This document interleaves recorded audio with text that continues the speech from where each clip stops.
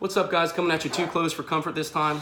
Sorry for the awkwardness. I feel awkward too. All you guys are gonna have to watch this. Imagine how I feel. But let's go ahead and get started. I wanted to talk to you guys today about HCG. Now, HCG is something that completely separates us from most clinics. One of the biggest parts of knowing who you are is knowing how you're different. Okay? So one way we're different here and one way we serve our patients is we know to give them HCG. So today we're going to talk about HCG in the hormone replacement therapy program. HCG stands for human chorionic gonadotropin. You do not have to memorize that, don't worry. All you need to know is that HCG is vital and a deep necessity on a hormone replacement therapy program because it ensures to keep your natural production of testosterone alive. Okay? We have what's called the neuroendocrine function. All right. Now, some of these terms will be confusing, and like I said, most of them you don't have to memorize. You just want to have an understanding of how it works to be able to have a conversation with it. And you can use layman's terms. So you have the neuroendocrine function, and we keep this active, which keeps the natural production of testosterone alive. The neuroendocrine function is you have the hypothalamus and a gland called the pituitary.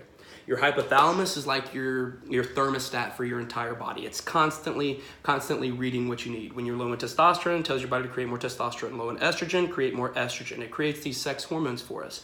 Again, hypothalamus is the gauge. Pituitary is its right-hand man.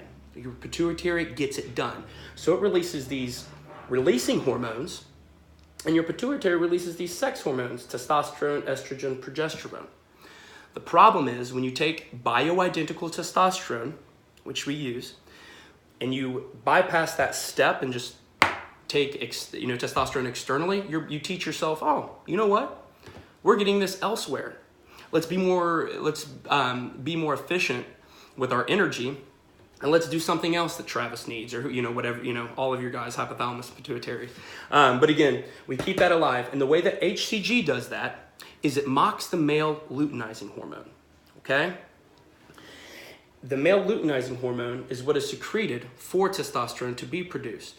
So HCG keeps that alive. Again, it keeps your pituitary producing the testosterone. When you bypass that and take just testosterone, as I said, you bypass that neuroendocrine function and your body learns, oh, we can shut this off, and then you lower your natural production. If you know anybody on just a testosterone replacement therapy program, the first thing you need to ask them, are you on HCG? If and when they say no, say you got to come see us. What's happening right now is your body is forgetting how to create its own testosterone. You let that go on long enough and you won't be able to produce it, which is mad danger zone, obviously.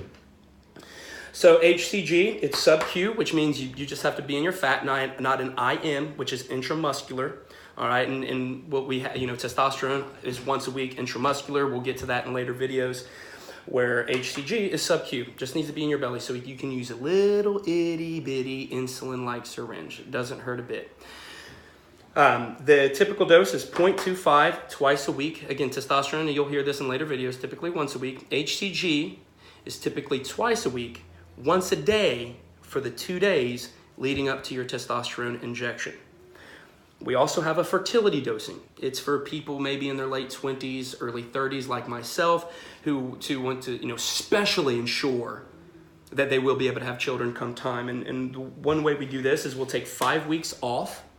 And when we take 5 weeks off, it really makes the neuroendocrine function kick on because your hypothalamus says, oh my gosh, we need this testosterone, we're not producing it, we haven't had it in 2 to 3 weeks, let's ramp it up. So taking 5 weeks off will do that. So if you know anybody that's wanting to have multiple children, know this will not affect that ability because we know to keep their neuroendocrine function, aka natural production, alive.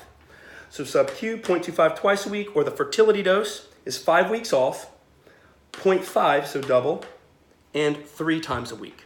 All right? So that's a 15-week cycle, 15-week cycle. 10 weeks on testosterone, 5 weeks off. If they're not on that, they would again just take it intermittently with the weeks they take their testosterone twice a week, and they just stay on the program continually.